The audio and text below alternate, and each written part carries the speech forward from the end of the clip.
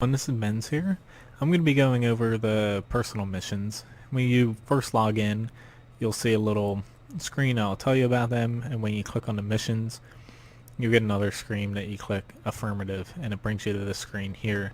Now you see you have 4 tanks to choose from. You do need to start with the tier 5 Stug 4 first. Then there's the T-28 Concept, the T-55A, which is actually a German tank, and then the Object 260, which tier 10. Now, as you can see here, bottom right hand corner, you need 20 commendations to complete, and you can get up to 5 commendations per class of vehicle because there's specific missions for light tanks, medium tanks, heavy tanks, tank destroyers, and SPGs. Now, to not be able to play, say you don't want to play SPGs, you have to get 5 out of 5 commendations for the other 4 classes. Minimum you can get is 4 out of 5, and there is an added little secondary mission to get the extra one if you don't want to play. And as you see, I'm going to see a click here, and the reward Stug 4. And as you see here, for light tanks, medium tanks, you have these available missions. Now, just starting out with this light tank. Now you can click start, and as you see, it has a secondary condition and a main condition. You have to complete the main condition to be able to move on. Now, something that is interesting is many people, you know that you only can have one available before you get to light tank 2, and so you hit start here, and this is started. Now if you complete this or any of these and you don't get the secondary mission, you actually can go back in. Say I had completed this and completed light tank 2, etc., etc. You can go back and start it and get the secondary reward, but you do still have to complete the primary condition.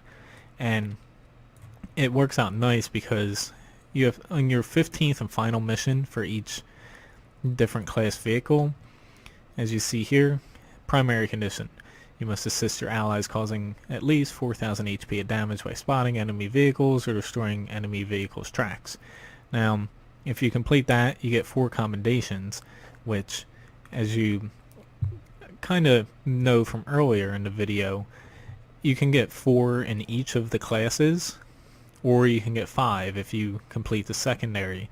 Secondary: spot an enemy vehicle or destroy its track. This enemy vehicle must be consequently be destroyed. Now, if you complete this, the main one, it doesn't mean that you lose the chance at the secondary condition. You can still go back and recomplete the primary and secondary in the same battle, and you'll get that extra one. You won't be rewarded with the primary condition for anything after you complete it, but you have multiple chances at getting the secondary. Now, you also can start as many as you want as far as the classes go. You can start 1 in each class, so you're not limited to just starting 1 in a light tank, and each time you say you want to play a medium tank, then you'd have to come in here, cancel it, go to that. You can have 1 available, and as you see here, 1 for each thing. Now, after you complete the Stug 4, you will be rewarded with it and a female crew member that you kind of have to choose what nation, etc. you want it to be, so make sure you kind of have a plan for that because there's no going back. And as far as the tanks go, just kind of talking about them, they're all pretty good tanks. They don't have the premium modifier to them as far as making extra credits in the crew training, as I know. I'm not exactly sure if you can place different crews into them. I think you can, but not 100% sure. But I do know that they do not work the same as premium tanks as far as making extra credits and the crew training bonus. Now, as far as performance go, Stug 4, if you've played the other Stug tanks, it's going to be kind of similar. All these tanks are pretty well balanced for their tiers. They're not exactly bad. T-28 Concepts looks like a hilariously fun tank because it has pretty good armor and it's much more mobile than the normal T28. It appears with a strong engine and higher top speed. Now T55A, pretty good because it's not a Russian tank. It's actually for the German branch, and it's pretty interesting because for a tier 9 medium tank it does look like it'll perform pretty well. The main reward here is the Object 260, which its armor looks great, gun looks pretty damn good, mobility looks good. It looks like a pretty damn good tank, and yes, you're not getting these for free because you have to complete all of these missions, which the ones for the Stug and the T28 look pretty doable for most players without too much of a hassle. Yeah, it does kind of suck that you have to go one by one.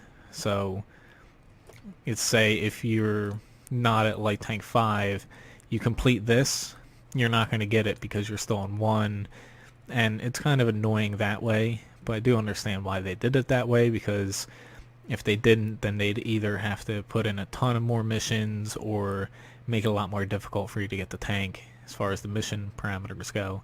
But to me, all 4 tanks are pretty balanced for their tier, and they look very fun to play.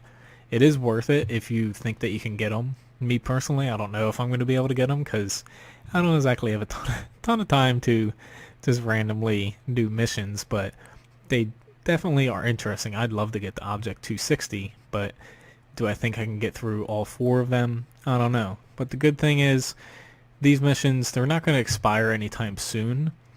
It says that they're never going to expire, but they have come out to say that they will be replaced eventually, and while that's not going to be anytime soon, you're most likely going to have a good half a year, if not longer, to be able to complete these missions.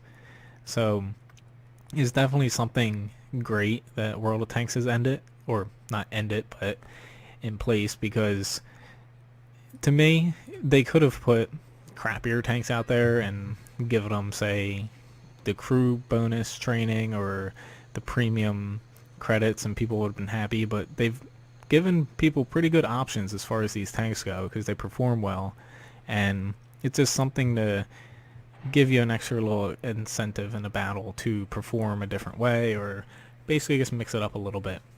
But anyway, thanks for watching my video, and good luck with these missions, and check out my website, wotguru.com.